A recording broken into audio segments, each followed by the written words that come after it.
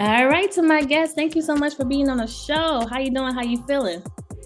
I'm doing great. I already told you this off the air, but I want to tell you on the air.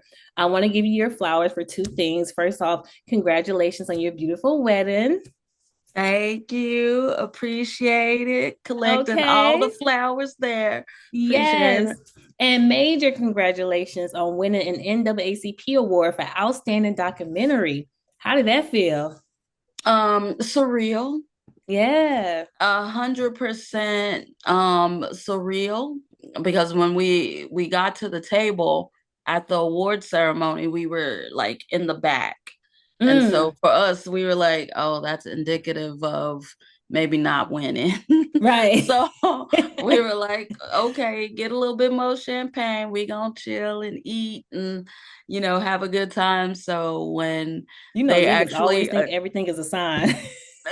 that's it. That's it. We were like, Right. we good. It was nice to be nominated, and we're gonna try to see who we can see and have a good time tonight at the show, at the ceremony. And so then when they announced it, we were both just sitting there, like me and Aaliyah, the producer, were Hmm. sitting there like, and then she starts like screaming, ah, and then Shondaland, our Allison and Ebony from Hmm. Shondaland were there, and they were like, get up and go. And we were like, oh yeah, right, right, yeah. So it was a moment, I don't think I'll ever forget. And it took you 13 years to complete this documentary, right? Yeah, it took 13 years for Mm, Black Barbie, the documentary to get to Netflix and via yeah. Shondaland, So I think that's just a story and never giving up. Yeah. Were there moments when you wanted to like walk away from everything? I mean, yeah. Yeah, your you facial know, expression.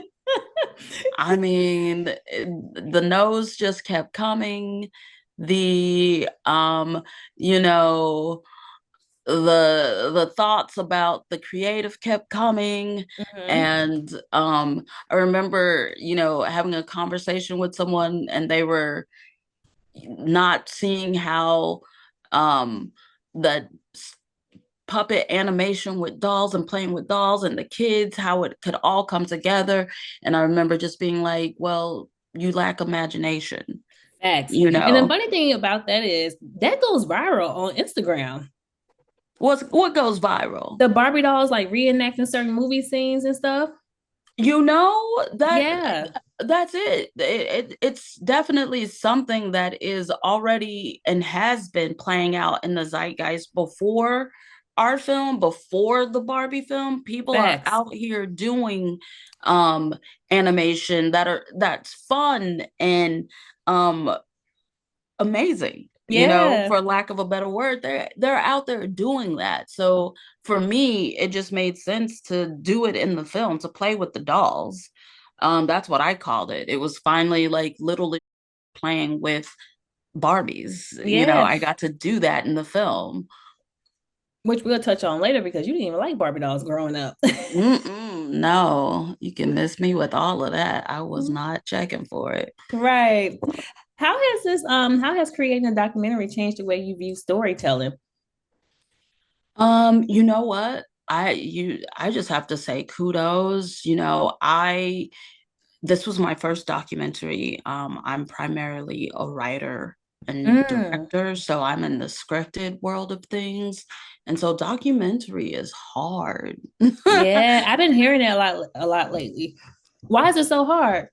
I mean, there's levels to it, Right. right? You know, there's levels to it in the way of, one, it's hard to, get the financing you need. If you're Mm. an independent person, you spend a lot of, it was a lot of unpaid time, 13 years, Oh, I can of, imagine.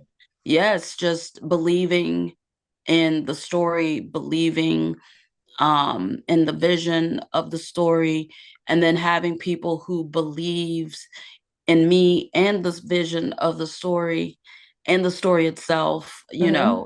helping me to keep going. Like, Yeah, because it I was bigger than you. it was bigger than me. And I felt like, in a world, if I didn't continue to press for this, that I'd be letting a lot of people down, from my family to, my Aunt May's story to Kitty, Stacy's. The more I kind of pushed it out there, and the responses I was getting in those rooms, just it made it even more obvious that the story needed to be told. Yeah. It needed to happen.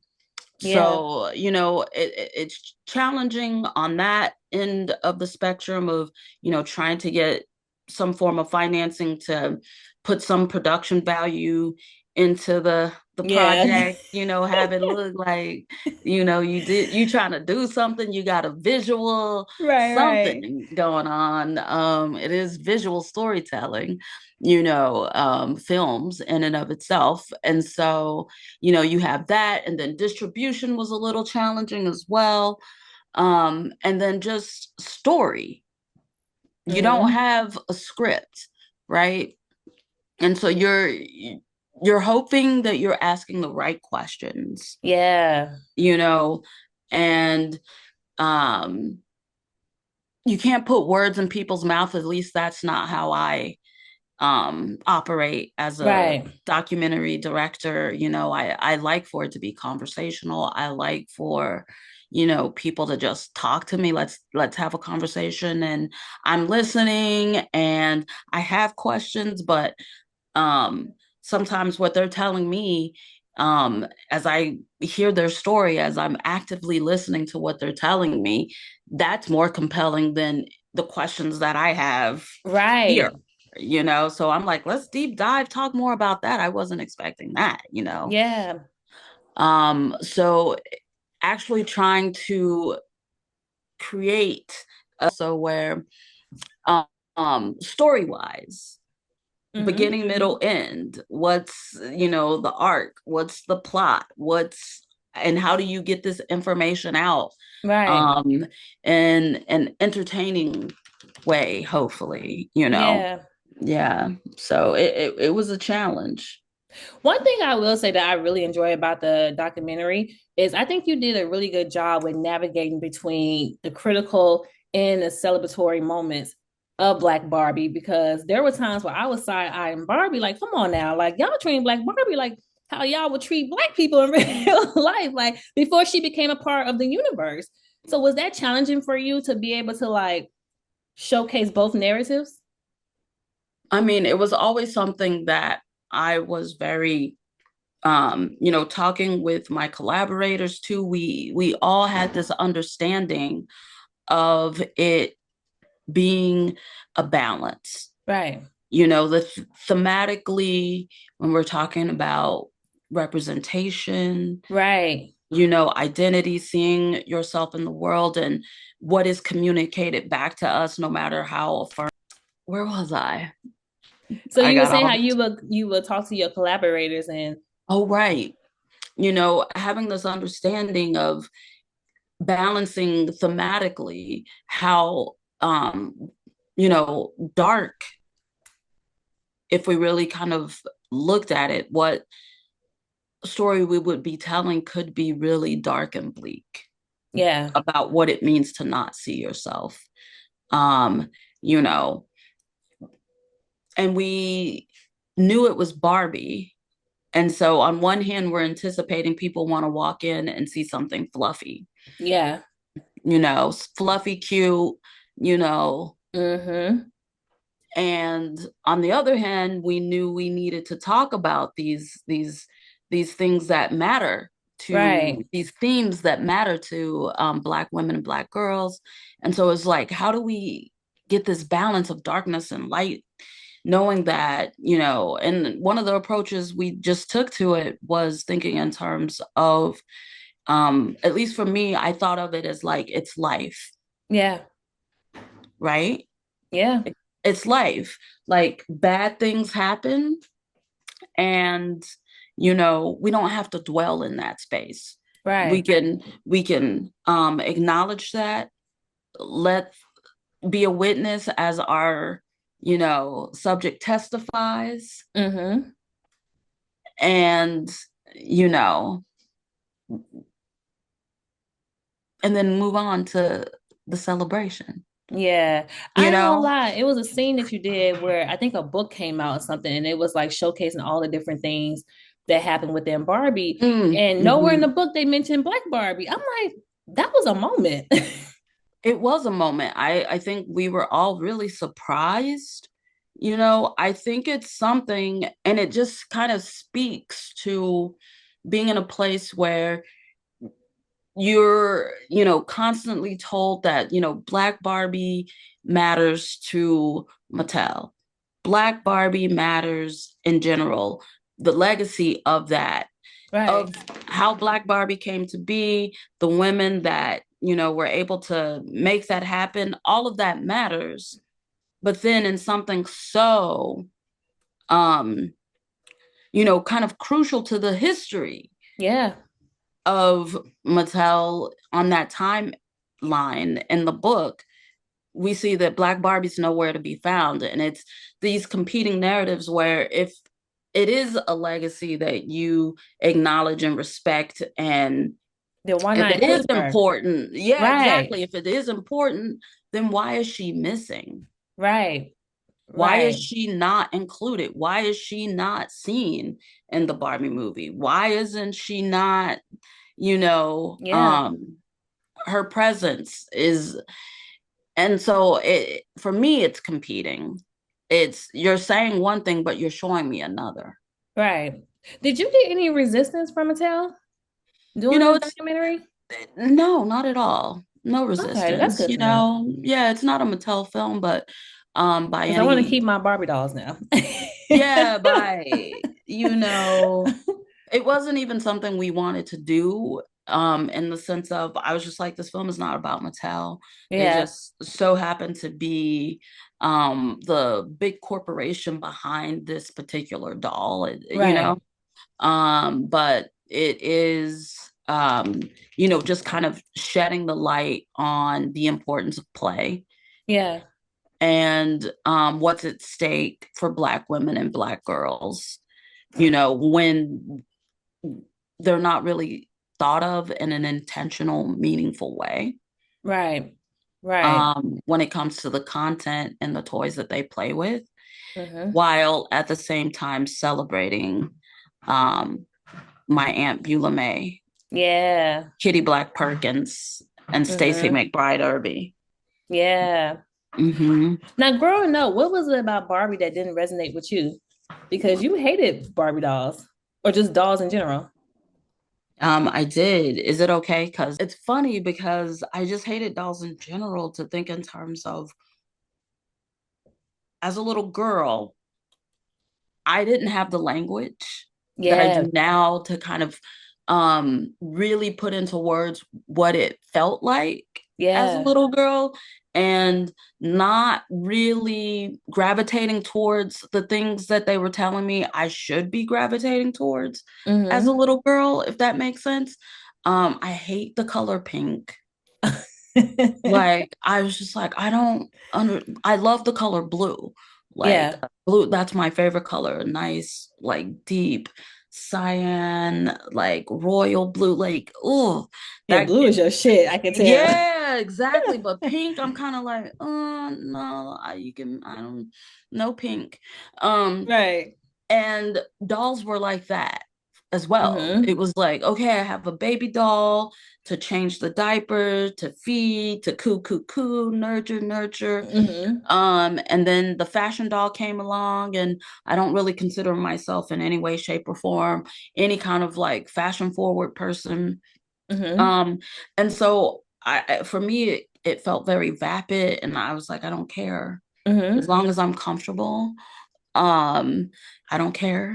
And Right. so I wasn't looking into like trying to dress the doll or marry the doll to Ken, or that type of imagination that, as I made the documentary, talking to people, it was really, interesting to see how they actually played with their dolls, Mm-hmm. and imagining all kinds of different things outside of, Lifestyles, careers. yeah, Yeah. yeah, outside of the things that I felt the dolls were trying to communicate to me that I kind of rejected as a girl. Yeah. So it was just kind of rejecting all of these things that I was told meant, you were a little girl, and really trying to step into who I was and the things that I liked as a Yeah. girl, You you know, you know. make a good point because I have a lot of friends who didn't like Barbie. And one of the main reasons why they didn't like Barbie is because they felt like she didn't resonate with their own experiences or identity. So I think that what you're saying is very valid because a lot of girls didn't see themselves in Barbie. Yeah, I mean, I didn't, and I just, I'd rather be reading a book. Yeah. I can draw, so I did a lot of drawing. I write, so I did a lot of writing, Mm-hmm. poems and lyrics. And, I was a creative person. I like to play outside, riding bikes and skateboards and, Yeah.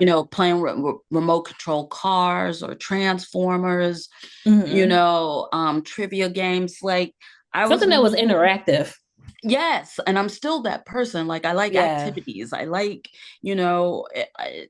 invite me to dinner to sit down with a bunch of people, and I'm like, oh, can we go bowling? Can we, like, Like, let's you do something know, fun. let's do something active that we Yeah. can kind of eat around, mingle, talk. Our rehearsal dinner for the wedding was axe throwing. We like Oh, that's cool. ordered some pizzas. It was like bring your own food. So we ordered some pizzas, some chicken wings. BYOB.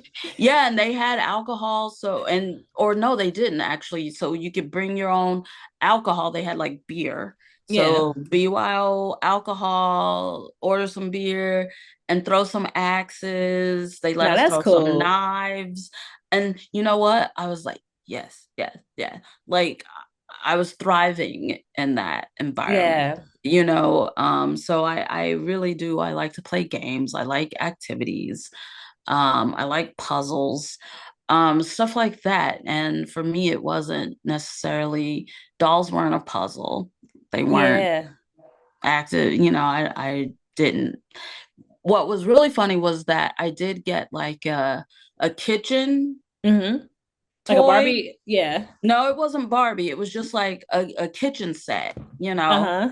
where you had all these play foods like pizza and Oh, hot like the dogs and hamburgers and ice stuff. cream. Yeah, like Yeah, so yeah. that you could cook, and it came with like pots and pans, and you had stoves, and we would play drive through window with that. Um, and I didn't mind that because it felt like culinary, even Right. though it was a role that it felt like a little girl should be in. Like as you grow up to be a woman, you're gonna be into fashion, you're gonna like have babies to nurture, and you're gonna have to cook for the baby. Like, um, there was something very different, I guess, for me for that toy because it did feel active. Right. You have to And put the lettuce on there, tomatoes. yeah, it felt Yeah. active, and I like to cook. As an adult person, I enjoy cooking and coming up with my own recipes and baking and, making elaborate dinners and kind of like hosting people. I Yeah. do enjoy that. So that was a toy that I did gravitate towards, that felt kind of like domesticating women. Yeah. So did you get the inspiration to create Black Barbie when you moved into your Beulah house? That's exactly it. Like, Mm. that's one of the themes, that we kind of shore up just by having that conversation, is kind of like intergenerational conversation. Yeah. Because, my great aunt, if you will, she's of a certain age, Mm-hmm. and much older than myself. And so just sitting down to talk to her, Yeah. and I felt like That was so cool. it was really cool to think in terms of hearing her talk about, like, there's something about lived history, right? Yes. And there's just details that you won't really find, like details and perspectives that you really won't find in, your history Textbooks. books. Yeah. Right, exactly. It's and so it was really fascinating to me to hear her talk about Barbie through this lens, this, octogenarian Black Yeah. woman's lens, and who Barbie was to her, and what it would mean for, the company Mattel to make an actual Black Barbie. Um, and to have an understanding of what it meant to then see them not necessarily make a Black Barbie, but a friend of Barbie that was Black. Right. And she wasn't technically a Barbie. Right, right. And so to hear, what that meant firsthand and to That was um crazy. and that experience, I was just sitting there listening to her being like, you were on that first Barbie line? I mean, that was like one of the first head cock moments, like, huh, that's wild. What? And then she's like, we were like, why not make a Black Barbie? Why not make Right. a Barbie that looks like me? And that kind of is like the light bulb moment for me where I'm like, I'm a filmmaker. Right. She- She's, baby, I don't know what that means, Right. And so through that conversation, I got the lived history from her perspective of, the doll that literally put Mattel on the map Yeah. as a toy company. And, she introduced me to this world of like Black doll. Yeah. And I say, I introduced her to my world of filmmaking. Yeah. I really want to give your aunt her flowers because not only did she play a pivotal role in representation in toys, but also in the workplace. Like she really laid the groundwork for Kitty and every other Black person that came afterwards. So like how did your aunt experience within Mattel shape your understanding of representation? That's the other thing I think about intergenerational conversations is having an understanding. Like, Yeah. you really get an idea for the mindset Right. and how you're different. Like you can see how sometimes your journey intersects and can be kind of parallel and similar, Yeah. but how we kind of think about it in the way of progress you know and we'll see that with the next generation Yeah. whereas her understanding of it, is just that's the way it was, Yeah. and you navigate it in a way that you know um be it double state of consciousness, be it you find a way to navigate model minority, like, and back then, and you didn't say much, Right. you didn't say much. You were seen, not And heard. right. Right. And her having an understanding, like for her to ask that question of Ruth, for her, that didn't seem like a little act of revolution. Right. Like, Right. Patricia Turner says in the film, it for her, she feels very insignificant. And, Yeah. and asking that question doesn't seem revolutionary, you know. Yeah. But then you take it to me listening to that, and I'm like, hello, Girl. that is Right. where we are right now as a generation, in the sense of I'm hoping, that's something that, doesn't get washed away, is that sense of vocalness Mm-mm. and asking. I was like, that's it. Don't be afraid to ask the question. And let's take it a step further. Let's take it beyond the person of color at the table asking the Yeah. question. Can we get our white counterparts to like ask that question? Ask the tough question. Why aren't there any, people of color at the freaking table? Right. Like, don't leave it to us to come in as the one person and being like, Cause we tired. yeah, that part. Oh my gosh. Like, come on, So, somebody else gotta stand up. Like, yes, yes. And like, give so me a break. give me a break. And so for me, she was able to, for my aunt, she was able to carve out a really an amazing living an amazing life for herself. Yeah. She's financially was able to make that work, being really smart with her business, as Yeah. smart as Ruth Handler with handling the money that she was making at the company, Yeah. and which wasn't a lot. Right. She's like, Right. I came in making like 17 cents, you know, and can you Wow. imagine? And then for me to come around and I look at, and, she retires as a VIP receptionist, and I was like, Aunt May, you hit the glass ceiling, you know, Mm. and so for me looking in at it, but then we um have a similar experience and journey because, you know, times are different. Yeah. And sometimes for the work that we do, it still feels like it's 17 cents an hour. Child. Times are different, but the feelings are still the same, okay? Yeah, yeah. So, Man, that's a we, fact. yeah, so it was just me kind of really unpacking and unraveling that kind of, the sentiments when I kind of wrote out, me and my aunt are from different generations, but we have a similar experience, like how things change but never change. Right, facts. Oh, child, that was a word right there. Do you think your aunt looks back and just be like, just look at how important her role was? Like I said, no, when I Because if she approached never would her, have said nothing, we probably would never had a Black Barbie.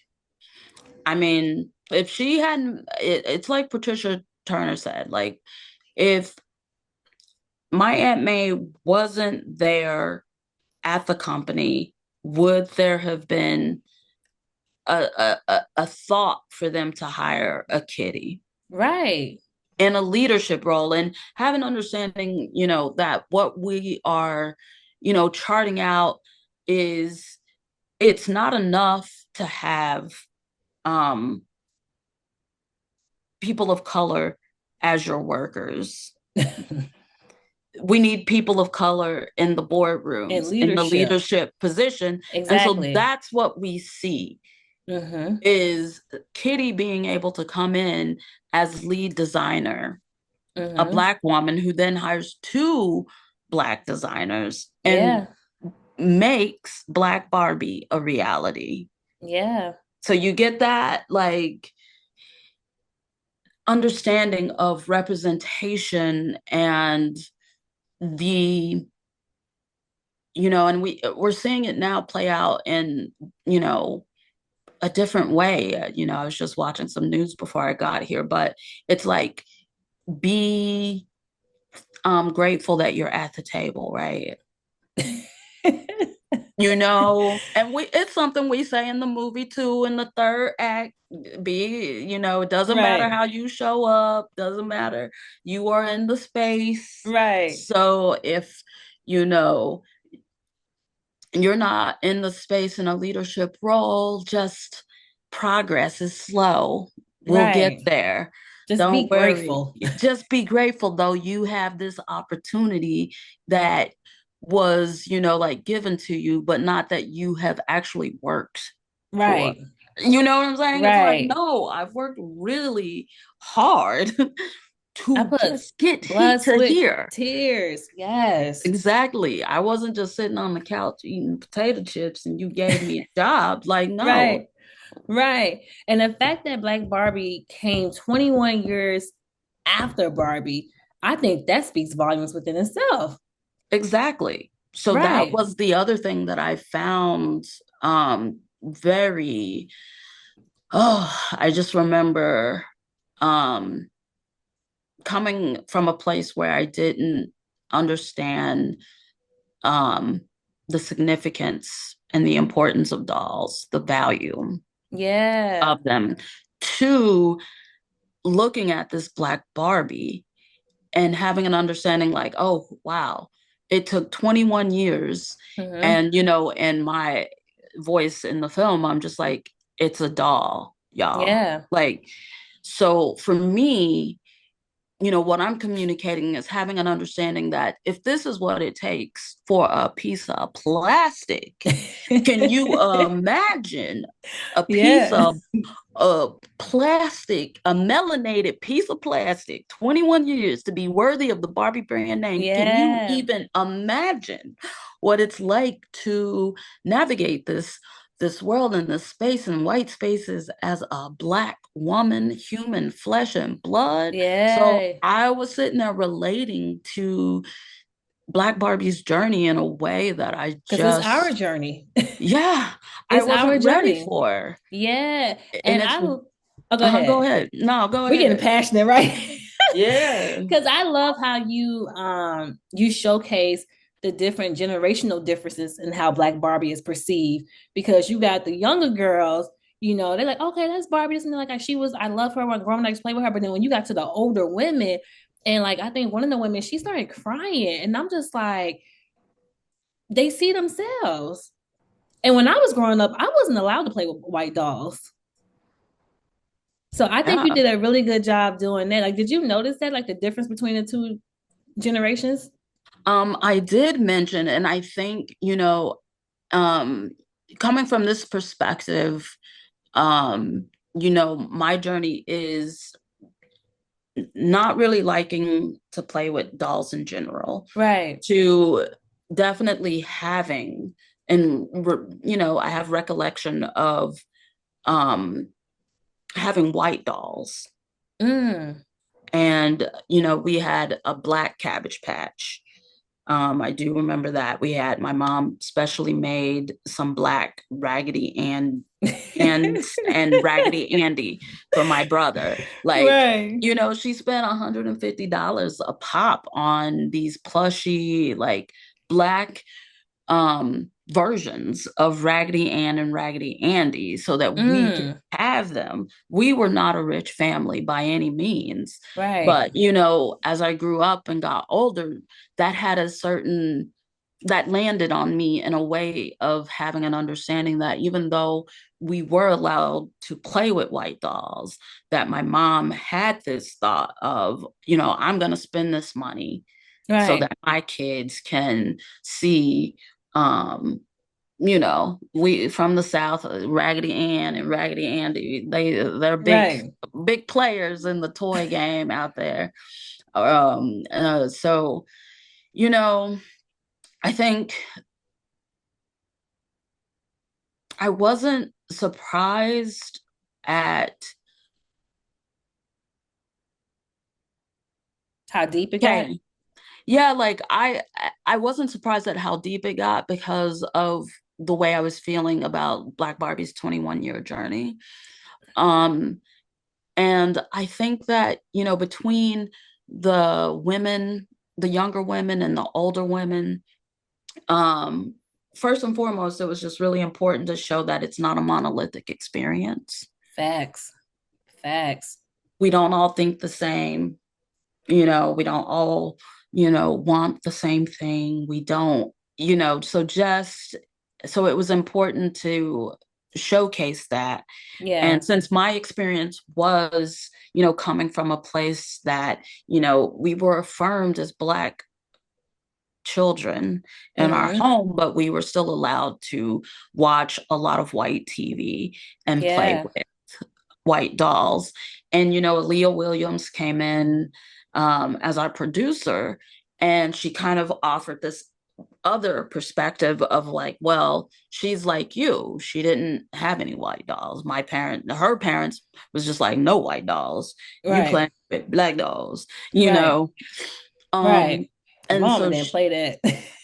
exactly. So, she was the one that was kind of like, well, you really are speaking from your perspective Your experience. and your experience navigating in this way that brings, that questions your worth. Yeah. And because of this, you know playing with white dolls, and but there's all other, you know swath of, you Yeah. know Black women, Black girls who are like my household. So then, I was like, okay, let's, talk about that. And, that was something we were able to actually really shore up once Yeah. Shondaland got involved and could talk more about that play with intentionality. And Yeah. yeah, and I think in our third act, we were able to bring it, home With the in the sense kids, with the kids because that was it an was important part. such an important part and have an understanding that, at least from my perspective, what I was, taking is that taking away from it is that those kids are very affirmed and Yeah. it's overwhelmingly positive Mm-hmm. um how they see themselves. Yeah. But what we were able to, do in the film was show the cracks Yeah. that no Yeah. matter how affirmed and how intentional, even with my, my niece who's in the film, Oh, that was deep right there. yeah, like it's hard to combat the reality, Yeah. which is what the kids are seeing and Yeah. experiencing. When And your then, niece said that, I was like, mhm, wow, that was a moment. yeah. So, Yeah. um, And just to give y'all a reference, if you haven't seen Black Barbie, and I'm paraphrasing, but pretty much she said that she doesn't feel that Black Barbie can make it if she wasn't beside Barbie. yeah, like she Like that couldn't shit stick is deep. around. Like she couldn't be successful. Right. Yeah, yeah, But I also think that what I really enjoy about the kid part in part three was that you showcased the study, a well-known study that showed young children of color were asked to choose between a white doll and a brown doll, and often they would pick the white doll because they associate whiteness with goodness, and that was like, let's say 20, 30 years ago. And here we are in current time, and you show kids, and kids was like, no, like this. I mean, there were a few little brownies that was picking little white dolls, but majority of the brownies were like, no, because her hair is not like mine or her skin is not like mine. Like she doesn't look like me. So I thought that was important because I'm like, look how far we came. yeah. Look how far we've come. Yeah. Um, Even though we got to save the other little brownies. yes. And then I think it was really interesting to have an understanding that when it came to who Barbie is and was, Yeah. it is Malibu Barbie. And then one of the things that the doll test from the 1940s, the Clark, Mamie, and oh my goodness, just had a screening. So you would think that information was at the forefront of my head, my mind. And I remember Mamie, and Mm-hmm. I that'll never go away because that's my dad's mom's name, Grandma Mm. Mamie. So that'll always be just like at the forefront. And I keep thinking like Philip Clark. Is that right? But her husband, the Clarks, Mm-hmm. they did the test in the 1940s. And having an understanding that also we reimagined it, it was used as inspiration because one of the things that they really did that was interesting, one, it's a forced choice test. Two, they just put both the black baby doll and the white baby doll in a diaper. Mm-hmm. And so what we, saw with our tests that Dr. Amira Safir structured out for us, which is amazing. She did such amazing work with that, is the kids referencing, the clothes and the shoes Yeah. and the accessories, which were stripped away from the baby dolls. Mm-hmm. So when they were choosing, back then, that's really all they had to focus on. And then of course we brought in you know a variety, like of backgrounds for the kids. We brought Yeah. in and a variety of backgrounds for the dolls as well. Yeah. I'm just curious, when creating Black Barbie, the documentary, was there anything that you learned about yourself?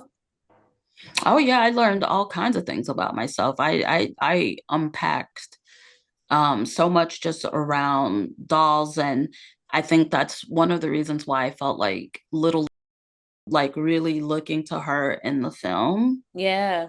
was kind of like important, because and it also just kind of spoke to um you know, hopefully you're watching and you're pulling certain things that you can watch it several times, and have different things you can like pull from it. You know, that was the goal, hopefully, to Yeah. create something so nuanced in a way that, you know, possibly we introduce something you hadn't considered or, you know, thought about. And, you know, having an understanding that I and so many other people in the film are adults talking about when they were kids. Yeah. And so bringing little legit into the conversation felt key. Yeah. And then to sit down with the kids, because those kids will grow up and Yeah. having an understanding that, you know, a lot of what our researchers said in the film was, you know, they are talking about race, they just don't have the language that we, Right. you know, pick up on. And That's a so, fact. right. And having an understanding that these kids are going to grow up to be adults talking about when they were kids. Yeah. Because the documentary started off as talking about Black Barbie, but when it shifted, oh man, it's so many different things that we can talk about when it comes to your documentary, especially when it comes to race. Like just the way how even when Barbie did the whole Black Lives Matter thing, like it was just like it's just so crazy how as a grown real person you can relate to the struggles of a doll. Like it was very emotional to watch during certain points. Yeah.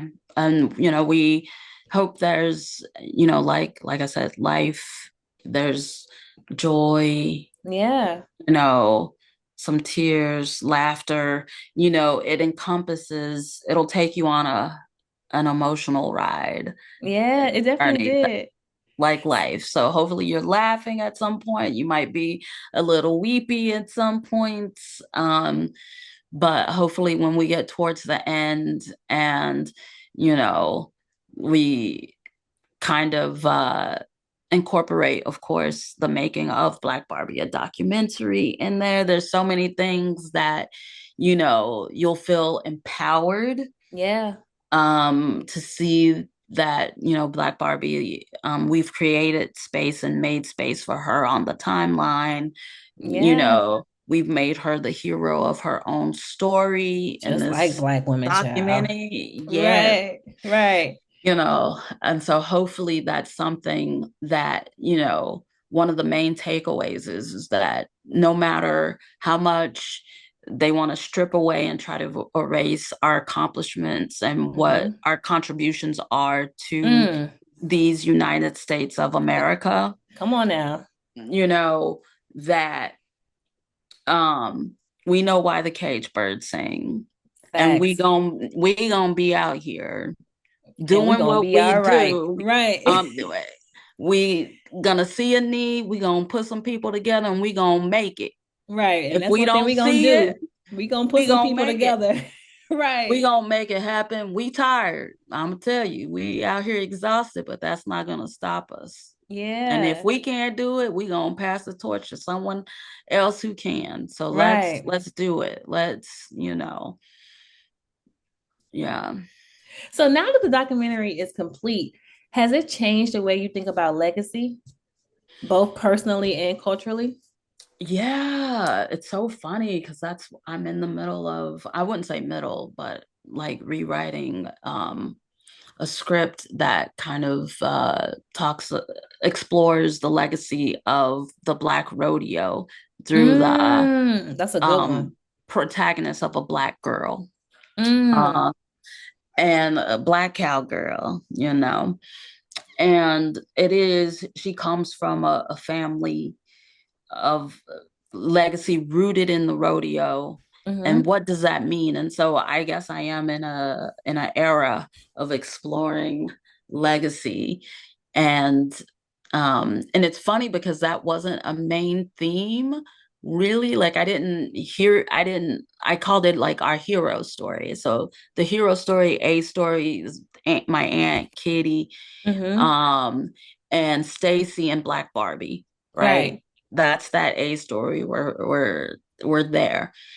And it really wasn't until I'm reading through the transcripts and the lovely, wonderful, beautiful Ashley Blaine Featherston Jenkins, I'm Yeah. reading through her transcripts, and it's just like legacy, legacy, legacy. Sometimes I felt like a beautiful mind with my transcripts and like trying to put this paper cut together, Mm. and the word legacy was popping up and team, and I was like, these threads, because we had a 10-hour movie that was not a movie, Mm. that I needed to figure out really the core, of, what it was that we were wanting to, really put out there and say, and how we were going to get to point A to point B to point C to the end. Yeah. And so she was less just like legacy. And I was like, okay, so this is our legacy story. Yeah. And then of course, once I started to really look at it like that, I had already thought in terms of this connection of what Black Barbie meant for my aunt Kitty, Stacy, was kind of validation of being seen and heard, her Mm. existence in a space where oftentimes you're silenced, like Yeah. Ashley Blaine Featherston Jenkins says in the film. Yeah. And, the parallel journey of, what it means to actually have Black Barbie, the documentary, out on Netflix, out in the world, having conversations like we're doing right now, sparking Right. conversations, hopefully. Because you've been outside, you've been traveling everywhere. You was at a parade, you was on somebody's stage. Yeah, yeah, yeah. And, hopefully that's not something that like stops because, people don't feel it's relevant or needed. Conversations have needed um documentary to be talking about these Yeah. say what we woke that has been weaponized and Mm-hmm. turned into something that co-opted and turned into something that it's just not right. um and so this is the times and where we're in a place where it feels like there is no more freedom of speech. There is no more being able Yeah. to have these conversations. The only thing that is it's dangerous almost to think in terms of um not dwelling in this the safety of this administration and what they feel they want. They're Yeah. trying to strip us of all the language of seeing that we're here. Yeah. I'm also a queer woman married to a Mm-hmm. woman. Mm-hmm. So, Just you the know, autonomy of it all. right. And so we are coming into a space of having an understanding where for a long time I was thinking Black Barbie is validation. The documentary is validation of me being seen and heard in the industry. That is very hard to be seen and heard in Yeah. as a Black queer woman writer director, and these are all identities that I um embrace but know Yeah. that I am more than Right. that is not the all and the whole sum of this. But them passing the torch to me when it comes to the legacy Yeah. and trying to get this story out in a mainstream way. Mm-hmm. You Um, definitely did. yes, and it's not something that's even documented in textbooks. And that was another thing that Yet. I realized that, you know, what my aunt was telling me, her story was nowhere to be found. Yeah. And that seemed like something that it didn't feel right to me. Yeah. But I also feel like I don't think that Mattel could have done what you did for Black Barbie. Yeah, and then I think that comes back to, it's not to say that only, a certain community can tell certain stories. But there is something Yeah. to that, and to have an understanding that there are creatives, writers, directors, filmmakers from the community Yeah. that, you know, just it's not for lack of, being able to do it. It's for lack of opportunity to actually do it. Yeah. And so it's trying to balance those scales. Like, we just really need to be in a place where we can pass the torch. So Yeah. if I can help someone get something done that's outside of my community, I'm not trying to step in. Right. And I've been using Columbus as a verb, Columbusing. I was like, it's Columbusing. It's coming into something and taking it as yours. And, you know, Cause you wait, know, cause I'm like, where's she going with this Columbus? yeah, I'm like, it's an action, it's an active verb for Oh, I'm about me. to steal that from you. It's Columbus. Yeah, they out there Columbusing, like, and not giving the opportunity. And then, we can talk about equity all day, where, it's, Mm, potentially more equitable for someone outside of the community to tell the story. yeah. Um, and you can see who profits from, you know, if it's a say a Black story that performs well and does well, you look Hmm. behind the scenes and you see who's profiting from it. And so, you know equity is on my mind Yeah, as as it should well. be. Yeah, I'm like, wow, you know it is. Yeah, but we Yeah. all know, the system's rigged. I ain't saying nothing new. Right, right. No, you're right. You're right. Oh man, what this was an amazing conversation. I'm so happy that we were able to do this. Like this was really good. But I Thank do you for have one more. staying on me about Yes. that, because my schedule was, I was like, I can't do last week. I was in New York. Yeah. So, Listen, y'all, we supposed to do this conversation maybe like 2, 3 weeks ago. But then she had got married, and then after that you had won the NAACP award, and I was like, "Come on now, give me my conversation, please."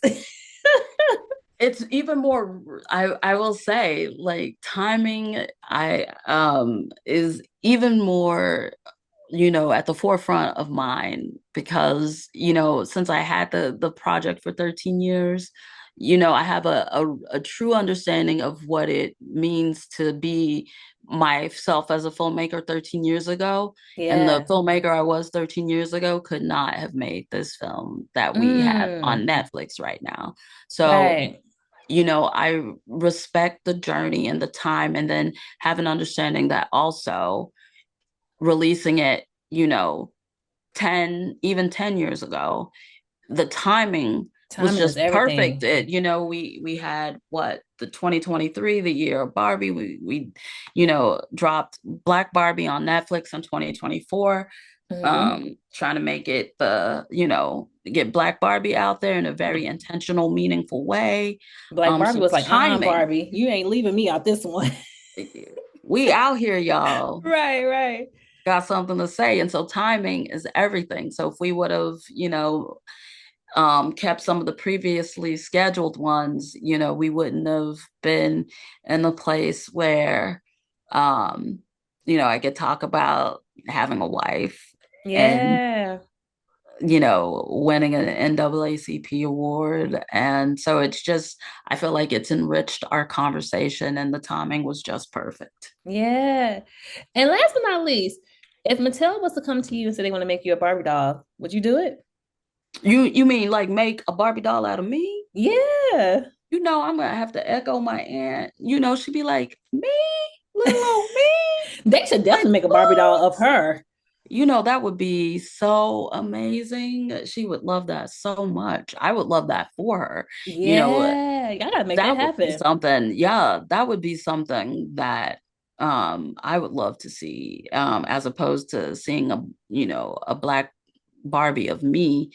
or just a Barbie of me. What they can do though is if they want to come over and collaborate and get me Yeah. into some Black Barbie, some kind of they making all kinds of movies over there, and they want to be inclusive.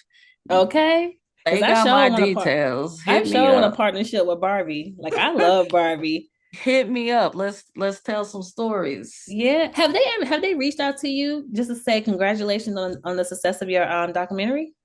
Oh, you know what? I don't that's is that the job of Mattel? It's not the job of Mattel, but You know, it would be nice, but I ain't checking for it, and I don't sure as heck don't need it to validate what's going on exactly. over But I think here. that's also So, very telling. So we're gonna leave that there. No, thank you so much. I really appreciate you. I think this was an amazing conversation, and I'm just so thankful that you was able to squeeze little old me into it. So I really appreciate sure. you squeezed me into your schedule. So thank you so much. Thank you, Ebony. I appreciate you having me on. Of course. And to the listeners, if you have any questions, comments, or concerns, or you want to know more about my guests, please make sure to hit me up at hello at the phepodcast.com. And until next time, everyone, I know niggas was like, she really had a whole conversation about Black Barbie. Yes, I did. And it was fire. Love it. Okay. Thank Until you for next time. doing what you do. Okay. Until next time, everyone. Later. You gonna say bye? Yeah, bye.